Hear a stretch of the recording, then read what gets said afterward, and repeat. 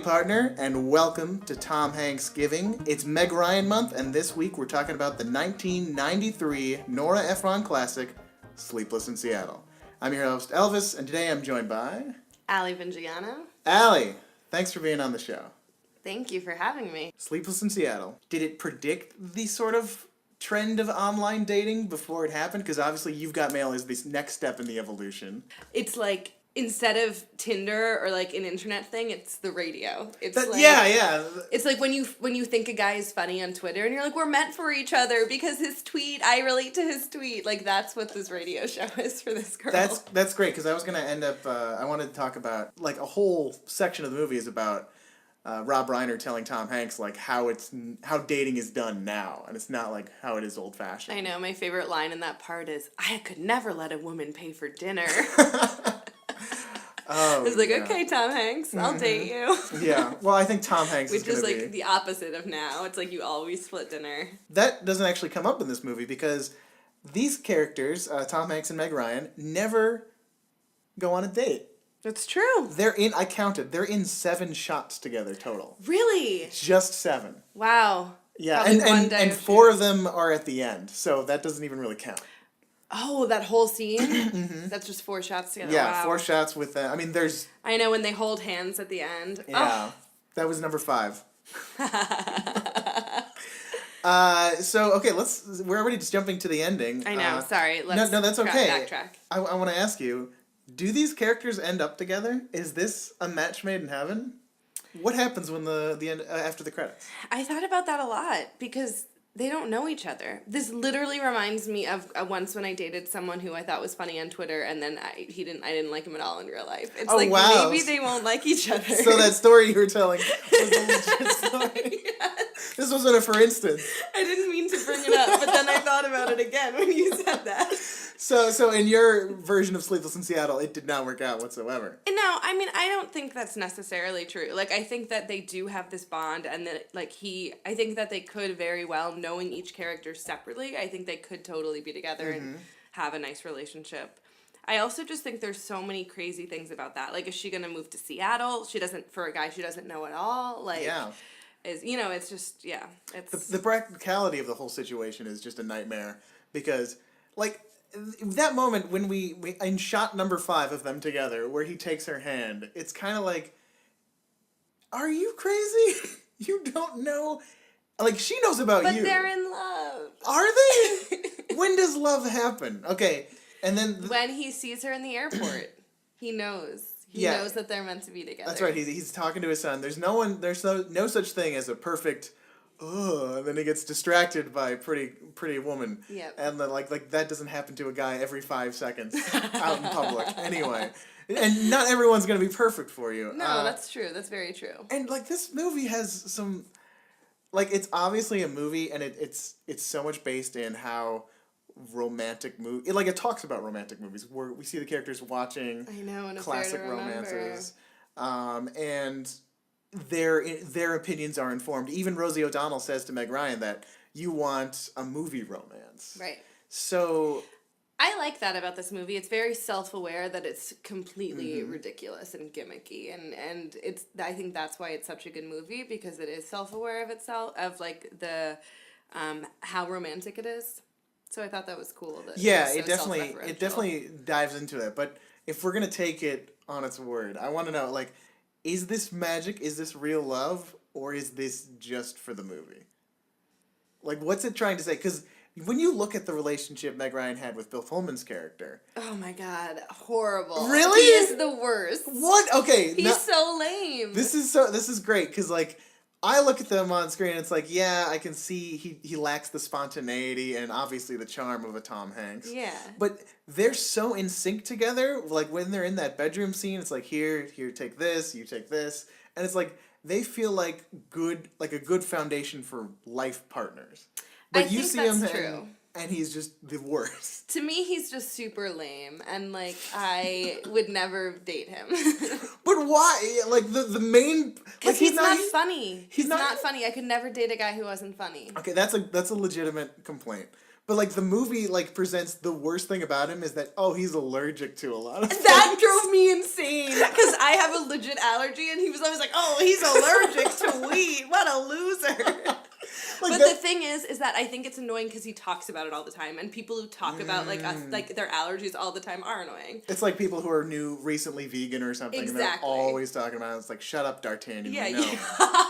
yeah, you don't have to bring it up all the time. Okay, there's two really unbelievable things about Sleepless in Seattle besides the Empire State Building part, and one of them is when she breaks up with him, and he's just like, okay, here's the ring back. Are you fucking kidding me? If somebody broke up with me when we were engaged and I brought them to the Rainbow Room, I would not just let them leave. I'd be like, you sit here and we're gonna talk through this. Yeah, there is going to be, at the very least, some tears. Yeah, you're gonna go meet someone you don't know on top of the Empire State Building, and Yeah, you're leaving. you me wouldn't for tell that them that person? part at That's the very- insane. Yeah, he would be following you there the whole way. Absolutely, he'd be like, "Okay, let's go. I'll meet this guy." Like, yeah, that was a very like strange breakup to me. But that showed that they really weren't right for each other. Because if you've ever had a breakup where it's completely okay, it's because there's no passion. It's like because you don't really care about that person that much. Yeah, that's true.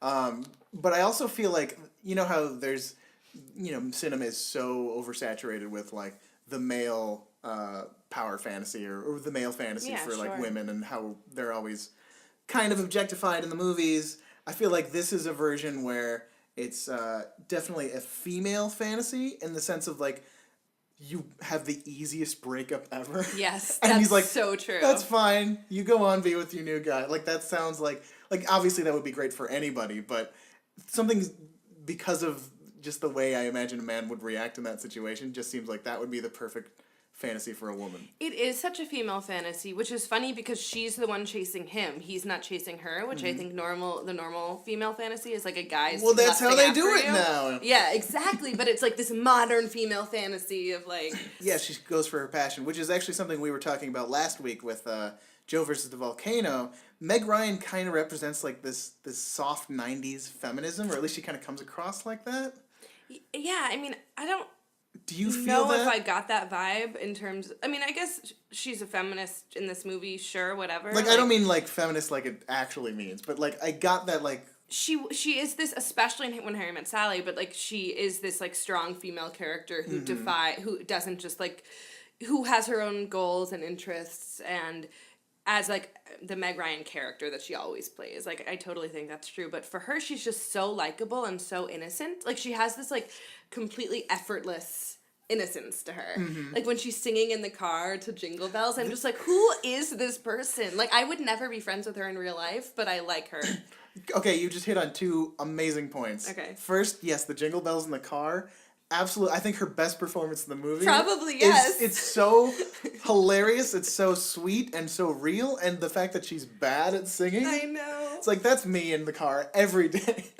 When she's just like, horses, horses. And it's like, what? I don't remember that lyric at all. Yeah, I know. I was like, that's not part of Jingle Bells. Yeah, that scene is wonderful. Even her just reacting to listening to the radio is like, I think that's, if there's a star-making scene in this movie for her, it's probably the one where she's not acting against anybody. I'm with you 100%. Oh, you wouldn't want to be friends with her in real life. I completely agree, because Yeah. she seems like just this insufferable fool.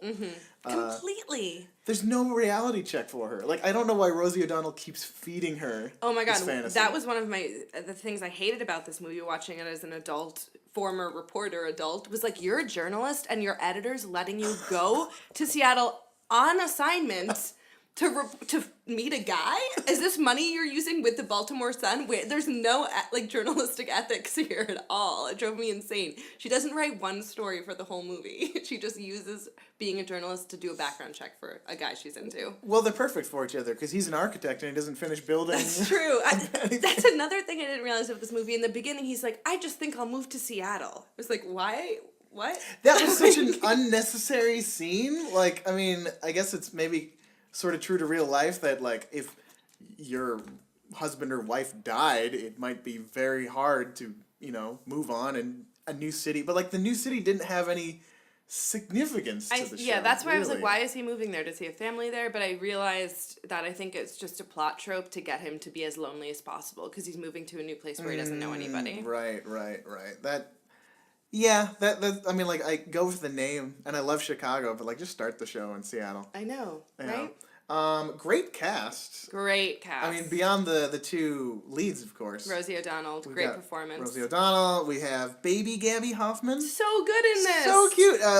Totally obnoxious with the letters. Yeah. The YOH. Your only hope. Did kids ever talk like that? I don't think so. They certainly don't now. I mean, Well, maybe. I guess they do now. I guess more than ever. LMFAO. There's so many like weird things that I'm like, what? Someone texted me like YWYD or something, and I was like, I don't know what that means. Would you dance? Maybe. That would be my guess. Yeah, I'm gonna start using H and G when I want to leave a room.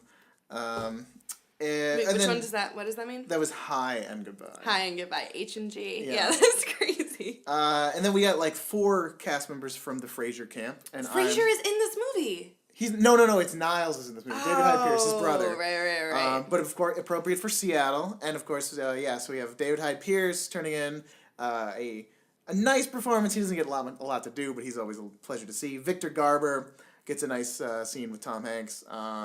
Tom McGowan, who plays Kenny Daly on Frasier, and Rita Wilson, Tom Hanks' real-life wife, I think has maybe one of the best scenes in the movie. This is the scene where she's talking about An Affair to Remember, and she starts crying. So good. It's so good, and it's so funny, it's too. It's so funny. Like, wow. Like, that, if talking about a star-making scene. It's true. I would show that one almost before any of the ones with Tom Hanks and Meg Ryan. Wow. Yeah, I thought that scene was so funny and really real, and then they started crying about, like, some action movie. Yes. It's crazy how much people love An Affair to Remember. My mom loves that movie, too. I've never seen it, so I have to see it. But, it sort of drove me insane in this film, because I was like, come on, I don't believe it's that good. I know, I've only ever seen it through the lens of Sleepless in Seattle, so I like you, I can't imagine it's that good. But at the same time, I'm a man, and as this movie denotes, that there's a complete, huge divide between the genders. It's true. So I'll never relate to it. Men just don't get this movie. Yeah, they don't have emotions, and they're not capable of love, so they probably won't be able to relate to this film. That's true. They do say men don't get this movie when they're talking about An Affair to Remember, but do you feel like that's a pre-argument for men criticizing Sleepless in Seattle? Like, are they already saying... they're already saying, like, this is a film for women, guys. Sleepless in Seattle is a female fantasy, which it is, and I'm sure that... Which is totally fine, too. Yeah, of course. It's okay to make movies for women. Yeah, that should probably be a thing we regularly do. Yes. And you know what? If you got a movie for women and you throw Tom Hanks in it, like, I think that's a movie for everybody. That's true. Everybody loves Tom Hanks. Although Tom Hanks is not, like...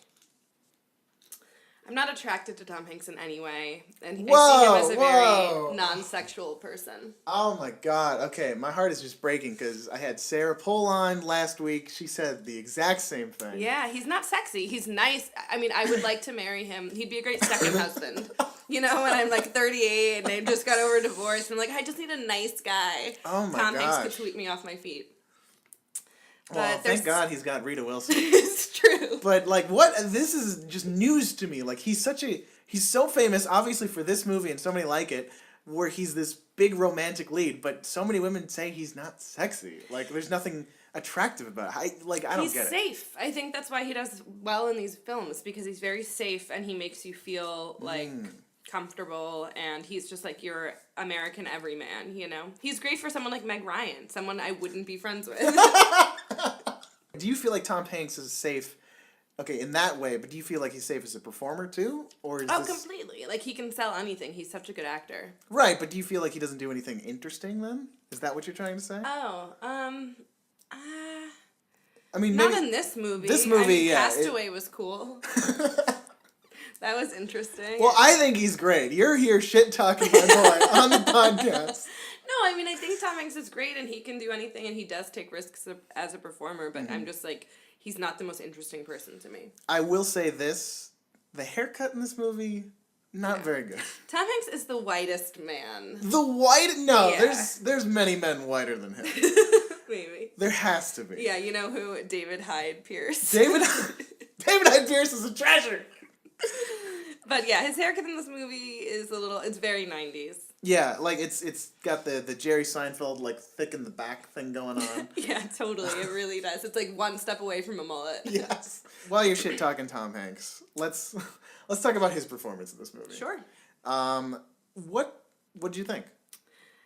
I thought he did a great job. Really, when he looks at her, like that is I truly believe he loves her. Really? Okay. Yeah, like that ending moment, he really sold me. He's great expressions.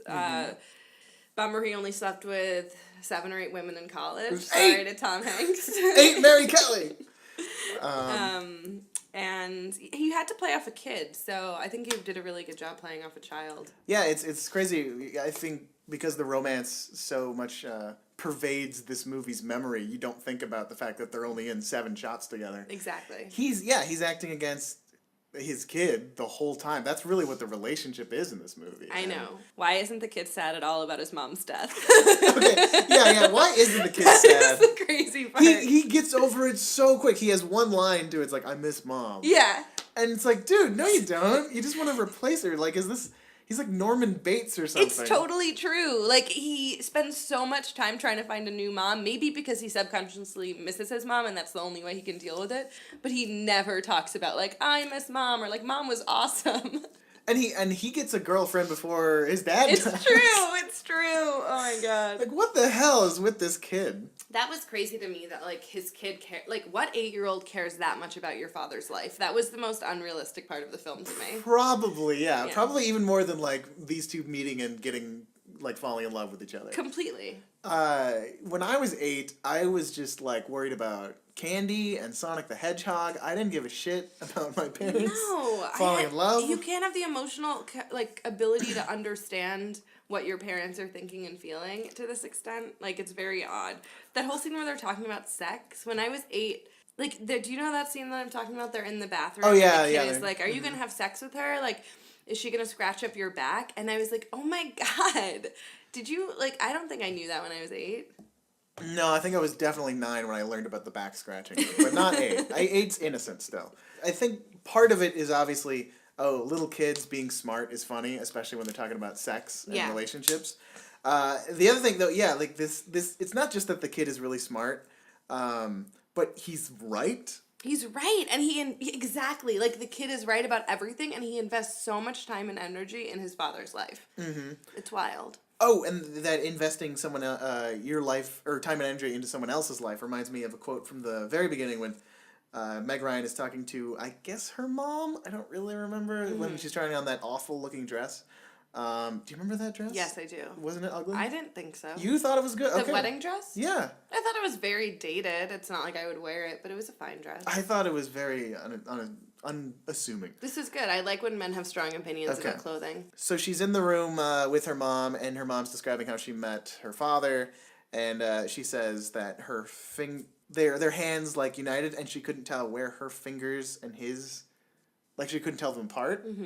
And, like, that just kind of, that stuff always freaks me out a little bit, because it's sort of talking about, like, the loss of identity through another person. Completely. I've never felt that way. I've never held someone's hand and not been completely aware about my hand. I'm like, is it sweating too much? Should I put it this way? Like, you're always aware of your body.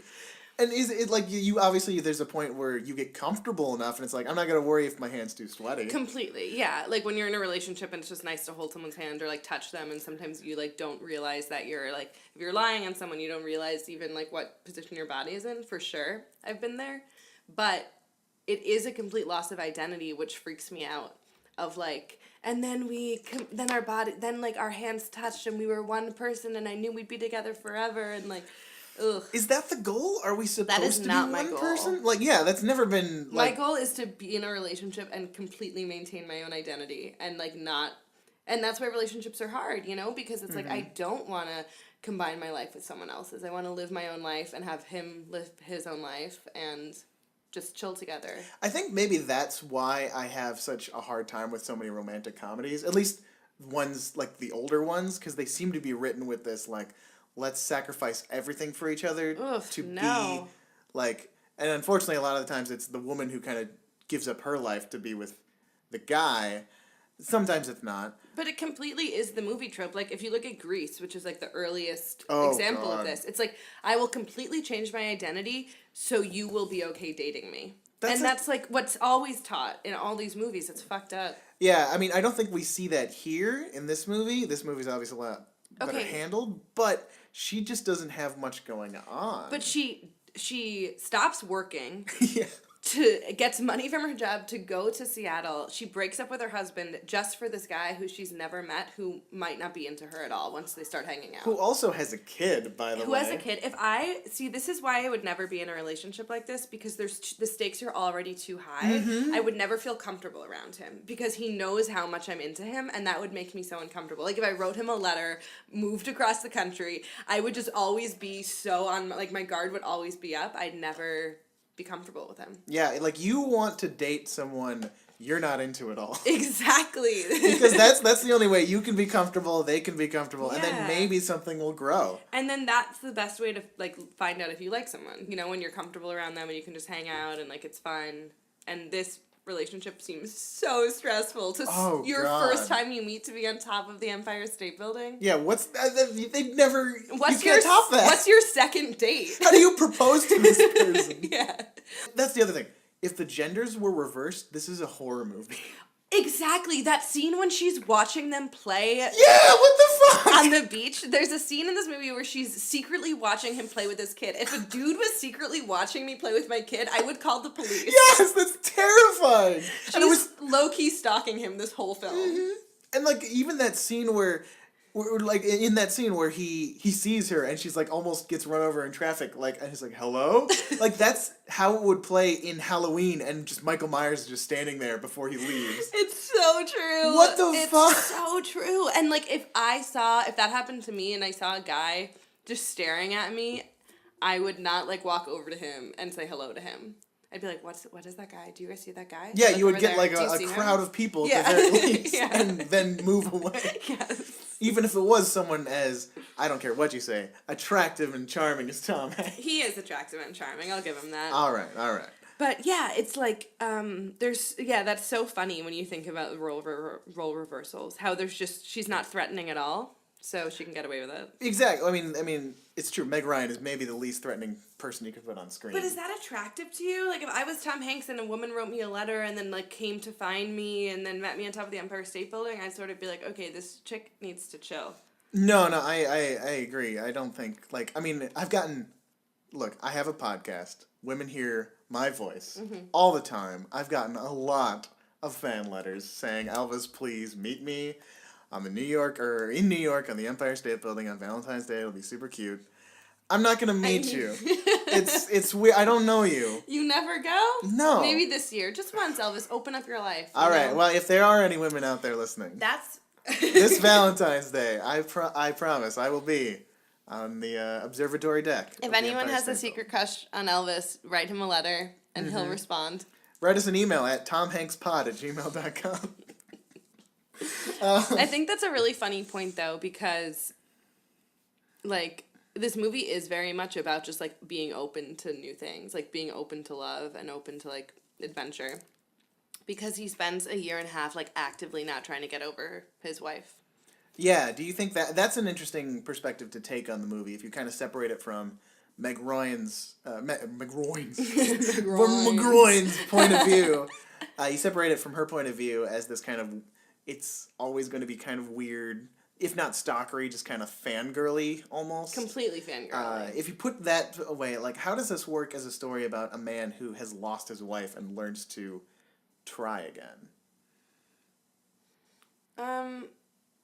I don't think he ever really tries again. Like, I think it's You don't think Victoria is a... Oh, Victoria. I forgot about Victoria.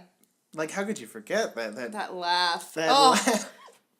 One of the most unattractive things to me is when people laugh at things that aren't funny, like, really loud like that, and it drove me I love that they used that as what was annoying about her, because it's so real. It's so real compared to nice guy Bill Pullman just being allergic to a lot of shit. That's not a real problem. You're an asshole if you break up with someone because of that. That's true. But his problem is just that he's boring and, like, not fun. If Bill Pullman's boring, granted it's a character. Yeah, but, it's a character who's horrible. Like, to... again, horrible because he's allergic to like 5 things. No, it's not his allergy. It's the way he's just has no chill. Like when he starts coughing at the table, and then they're like, "Move the flowers," and he's like, "No, don't move the flowers." I'm like, "Just let them move the flowers, dude." Like, yeah, he's kind of like that. That behavior always makes me think of like, oh, I don't want to make any sort of impact whatsoever, and like. That's what it is. That is it's obnoxious. Like, yeah, it's okay to make an impact. It's okay to like be yourself, and he's just nervous throughout the whole movie, and he's not. I mean, the nicest thing he does is when he gives her his grandma's ring. Mm-hmm. I thought that was a really sweet moment. And it was a nice looking ring. Yeah. Yeah, it was sweet. It meant something to him. I think the most horrible thing he does in this movie is actually the way he breaks up with her. Because, like, going back to what you said earlier. So bad. He just doesn't give a shit. He just doesn't care. And that's why it made me feel like he was so lame. I was like, I wouldn't want to be with somebody who would break up with me like this either. In his defense, I think it's because the movie's almost over and we gotta wrap this up. Yeah, it's definitely not Bill Pullman's fault. Pullman. Yeah, but... more of a Nora Ephron problem. Yeah, well, I mean... a problem. She knows what she's making. She does. This is part of the female fantasy, or let's just say romantic fantasy. Sure. And we gotta end the movie. We gotta get with Tom Hanks. It's true. It's true. So, but yeah, I did think it was like very much about a man trying to recover, which was cool. I liked that. Like, but another funny thing is like all these women fell in love with him because he was so in love with his wife. It's not his voice. It's not. Like, maybe you kind of are attracted to his relationship with his son, because there's something like, oh, he's a cute, precocious kid, and he's on the phone with him. But yeah, it has to be that. Like, he's so in love with his wife. Like, is that what it... I mean, you're speaking for all women here on the podcast. I am every woman. Yes. Is that what's so much... Like, that's his most attractive quality, right? It totally is, because, like, that scene where she's eating in her kitchen, listening to him saying, like, how much he loved her and how his wife was perfect, and I think it's great that men can, like, be that emotional and love that deeply and, like, care so much about the specific things about a woman. Oh. And I think that's what's attractive, that he can love deeply. But for me, like, if a guy starts talking about his ex-girlfriend who he's still in love with, I'm just like, peace! Like, that's the least attractive thing to me, is, like, being in love with somebody else. Okay. And it's or not that, but actively not trying to get over somebody, which I think it's a choice. I think it's a choice to like try to get over somebody. Do you think he's not actively trying to get over her throughout most of the movie? Throughout most of the movie, and yeah, totally. Like, okay. I think that's when he first takes the phone call, I think he's actively not trying to. He has that dream about her. But then I think when he starts dating Victoria, that's good. And then I think by the time he meets Meg Ryan's character, I think he's like more emotionally available and is like ready to take on, you know, a new love or whatever.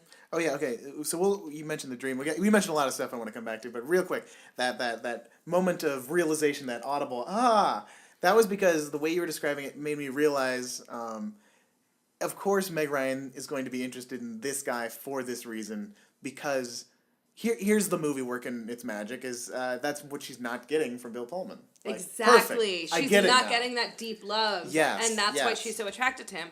And she's also not emotionally available because she has a husband, so it's not so unattractive to her that he might not be completely present either. Mm-hmm. And it's like when they come together, they can both fulfill that for each other. They can love deeply and they can like be their new partners. Okay. All right. I'm much more on board than I was before. Totally. Thank you for explaining that perspective. Also, just because I'm such a guy who's already in tune with my emotions, I don't think about like ladies. That's a thing that most guys don't offer. So it's completely true. I think that's another thing. Like I mean, and obviously we're like, God, what, 20 years out from this movie? Yeah, 24, I think.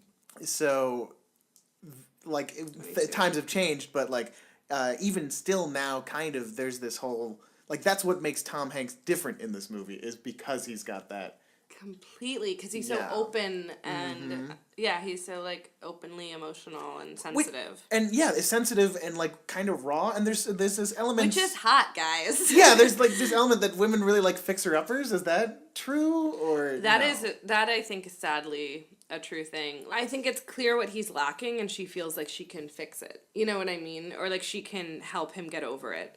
I think that a lot of women are taught to like nurture and take care of people, and they seek that in relationships, like to help somebody get through something. Yeah, to work on a project, to like help like teach somebody something. And you're taught throughout every movie basically that women are, you know, men get to be the protagonists in their own lives and women get to help men achieve something great. So I feel like especially when I was younger, I wasn't like, oh, I want to be like a successful rich person who like is killing it. I'm like, I want to date someone who's successful and rich and killing it. Right, you want to date an architect. Totally. I also I really did, because in Something About Mary, he's also an architect. Everybody's an architect in every movie. It's why George Costanza wanted to pretend to be an architect. Totally. So I think that there's this thing that women have to get over in their dating lives of like, no, like I'm going to be the rich man. Like I'm going to be the successful guy, but you're a woman, but I'm just using that. Right. That's such a weird thing, because I think so much of that is like that's not an inherent problem to genetics. I think that's all a social problem, mostly propagated by pop culture and the stories we tell, which is why this stuff is important. And for me personally, another reason why in my past I've dated a couple guys who I felt like were like still not full people. I don't know if that's the best way to put it. No, that's exactly right. I know exactly what you mean. They were just working towards becoming somebody great, but they weren't there yet. Mm-hmm. And I think it's because a lot of guys get threatened by dating smart, successful young women, and women who are already there. Women who are already there. Like a lot of guys are intimidated by successful women, so it's like if you date someone who is not, that's really nice. You know, if you can date someone who supports you fully, like that's my favorite thing in a partner. You know, someone who really supports you. I mean, it should be across the board. It's kind of weird that it's not. No, I know, but sometimes when you're dating someone who is in the same industry or is more successful than you, they feel threatened by you. Yeah. You know, so it's like you don't want to date someone who feels threatened by you or who can't support you. No, and what that comes down to really is just like they're not threatened by you. They're insecure about their own success, which is that's a personal problem, dude. Don't take it out on your partner. Totally. I hate when people are like, he's just intimidated by you. I was like, that's his problem. That's his problem, and he can fuck off. To go back to the movie. No, this is just about my personal dating life. So guys, I got a text.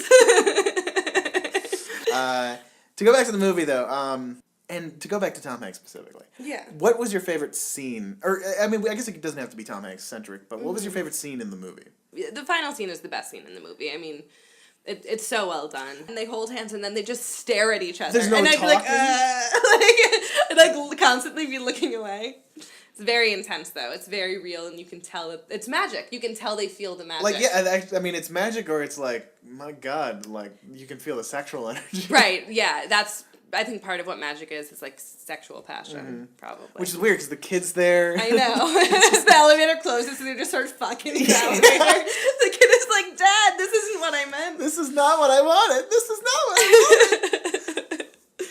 I will say, like, as someone who even is watching through a little bit of a jaded distance, despite how much I love Tom Hanks, that moment where he and his son get on the elevator and just miss her, I was like, no, what are you doing? You get caught up in it. I know. I remember the first time I saw this movie, I was so angry. I was like, no, like, they missed each other. Like, I was so sad. And that's great that it achieves that, you know? I think it's because the movie, I mean, it's purposeful in the entire way that you don't get to see these two together, except for, like, again, like 2 shots before this with the weird interaction at the airport and then on the street.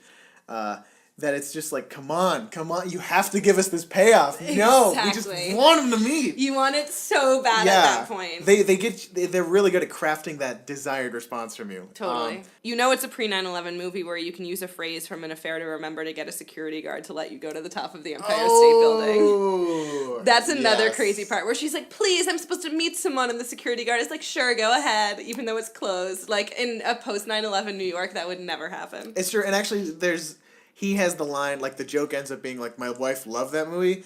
I was expecting the joke to be, like, yeah, women come in, like, 10 times a day to do that. Totally. That would have been funnier. That was good. So that's how you do it, Nora Ephron. Yeah, right? It'll teach you a lesson about writing, Nora Ephron. Yeah.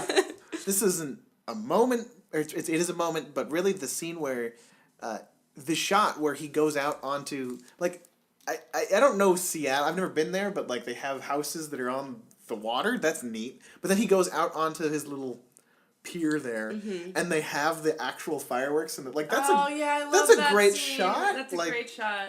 That's a complicated shot too. Those are real fireworks. And I like how it's not fired like so poignantly. Like as soon as we get the composition, it's going off. It's going off just a little beforehand. That takes some orchestration. It definitely did, yeah. For this little romantic comedy where there's like nothing happening. No, yeah, that was a really beautiful moment, and it was poignant, and like it was a necessary shot. It was a great shot. But I would have to say, I think my favorite scene, at least my favorite Tom Hanks scene, is, it's kind of like the sequence where right before he's going out to his date with Victoria, he's like, "Do I look good?" And then he looks into the mirror, he's like, "I look stupid. I look stupid." I love that. That's so funny. I think that's how everybody feels too. As soon as they're gonna go out to meet someone, it's completely true. I'll like pick an outfit. I'll be like, "Oh, I'm gonna wear that dress. I'll look great. I'll feel good and whatever." And then I'll put it on and I'll be like, "Why do I own this dress? This is disgusting. I'm gonna burn it. I've never looked this bad in my life, and I don't deserve love." Yeah, that's. I think that's how we all feel. And then he goes out on the date. Or no, he's yelling with his son. And the line "It's a sign" keeps coming back, and just where he points, he just happens to have a map of the United States in his kitchen. I know, that's so funny. Here and here. This is why. This is a sign. And then actually at the restaurant where he's on the date with Victoria, there's just this nice little building of beats that I think is really funny. Where he's on the phone with his son, and that's a great because. Peak Hanks for me is always when Hanks is frustrated. Yes, completely. The angrier he is, the funnier he is. Yeah. And then he comes back and he has that great little, like, it's a funny joke where it's like, "Do you have kids? No. Do you want mine?" It's a legit funny joke. And then, as you pointed out earlier, her laugh is insufferable. She laughs so much at this, sort of funny joke. Which makes, obviously that's the joke itself. So now we're laughing at her laughing. And then just, like, the very quick transition to, the spy she hired is taking pictures of them. Which is insane because that's not how background checks work. No! But, like, just that's crazy how did this spy know he was going to this restaurant? Like, there's so many weird things about it. Which, and the other thing is, like, the spy or the private investigator or whatever you call him, like, that has no consequence later. Like, I guess the only reason they did that is so she could mistake Victoria for Rita Wilson's character. That's the only reason. And, like, that's pretty weak. Like, you didn't need to know he was dating anyone else. No. You could have just, as soon as I see someone I'm interested in, they have, like, a person, let alone someone another gender or attractive, that's next to them, like, they're probably with them. They'll never be with me. Yeah, I'm completely the same way. Like, if I see a guy with a picture of a girl, I'm like, well, that's his girlfriend. Yeah. And they're in love. Like, at what point in the relationship, after the credits, does Meg Ryan tell Tom, or does she tell him that, "Oh, by the way, I did hire a private investigator"? Yeah, exactly. Like, when is she like, "So, I got a background check on you. I have all these pictures of you out to dinner." And you gotta know, that wasn't the only time that guy took pictures of him. Yeah. Was that, like, why would that be, like, she goes to his house. If you're Meg Ryan, do you ever tell him that, or do you just keep it a secret for your whole relationship? Okay, now I gotta get into a point of view about a woman I've been very attracted to, but I kind of knew her, but I didn't know her personally. Yeah. And she says yes, and I'm like, I never expected that to happen. Oh man, but she doesn't know about, like, all the Facebook checks I did on her and all that stuff. Well, that's kind of today's world. That's what I was thinking. It's like she's such a stalker in this movie, but if social media was around, she wouldn't be a stalker. Him. Exactly. She basically Googles him and then looks at his Instagram. So I don't think that's that bad, actually. Like, but at the time it was super weird because there was no Instagram, so she had to hire a private investigator. But for me, like, I'll totally stalk someone when I am into them on the internet. Well, it's necessary because, like, it's how you, like, because, again, not to go into the weird stakes of going after someone, it's sort of like, is this worth my time? Totally. Are they with someone? I think the answer is I would not hire a private investigator, but if I had done that, I probably wouldn't tell. Yeah, I think if you do something like that, I think you never need to tell the other person. But I know personally that I could not do that. I could not live with myself every day knowing he didn't know this thing. Yeah. I don't want him to find out from someone else or to come up. Like, I just can't lie. Yeah, I mean, like, because the private investigator knows. He could come back and, like, blackmail you. Rosie O'Donnell knows. Yeah. And she's like, just fucking tell him.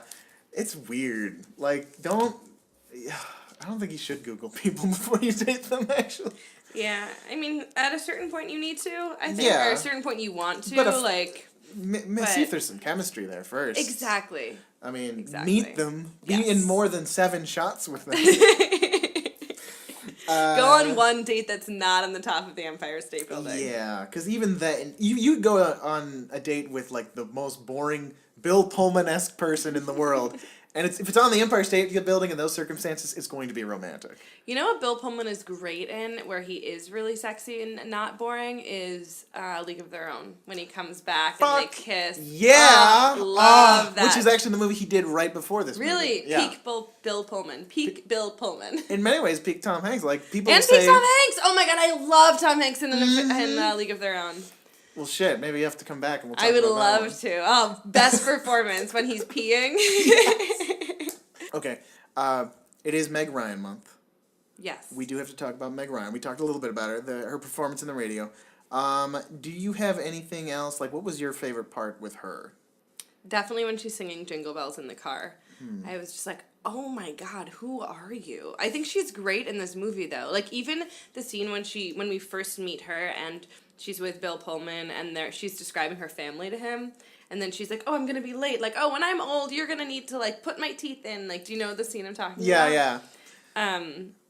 She's just so, like, radiant and, like, innocent. And she's just, like, a child. She's a grown child. Yeah, there's something about the way she talks where she's, like, a little too loud. Yeah. That it's, like, I feel like she's not aware of how she's speaking. And it's, like, almost arresting for the rest of the room. Yeah. It works in that innocence way, for sure. Completely. She's very, charming, and she's annoying, but I feel like in a way that guys think is cute. Maybe not Elvis. Like if this was a real person... Endearing? I don't know if I would find these traits endearing. Yeah, that's the thing. Like, it works in the movie. Yes. She's so likable in this movie, but if she was a real person, I couldn't stand to be around her, I think. Yeah.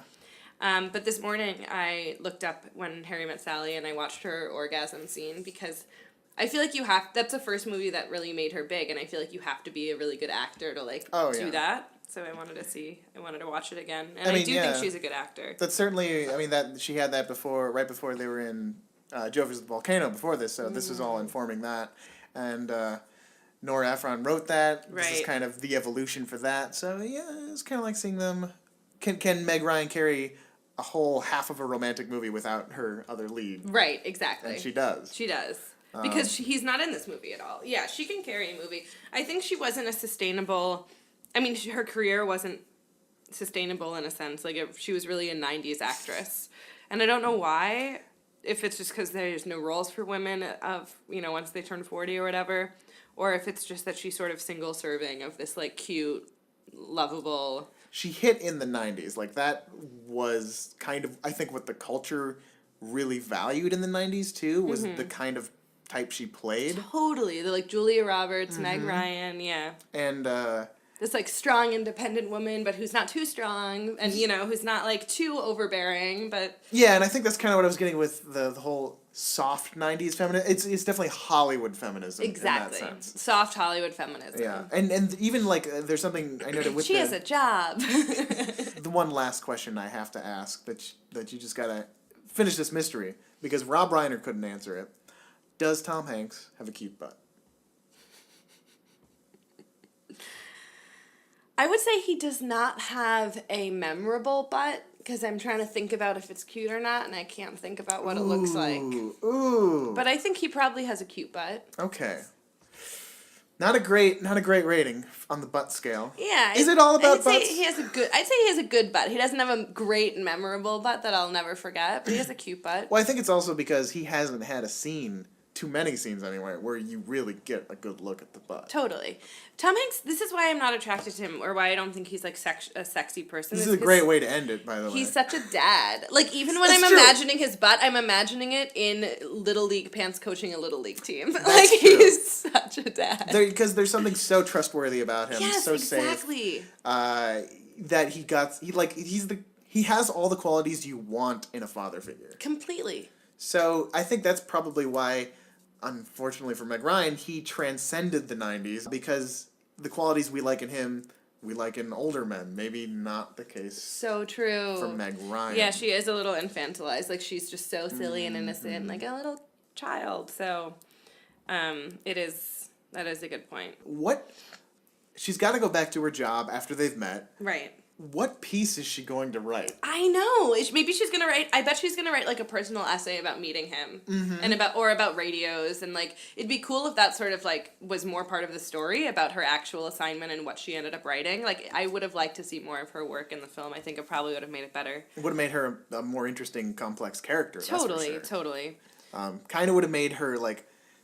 It almost would justify her like a little bit too crazy. Going for this guy too, because obviously she's into him, but like if you sort of justify it like, oh, it's almost like an art piece. Yeah.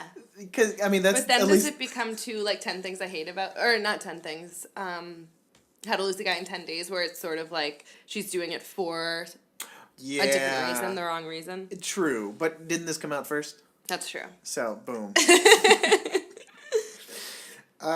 Anything else you have to say about Sleepless in Seattle? Sleepless in Seattle, give it an A- for rom-coms. I think it is one of probably the top 90s rom-coms.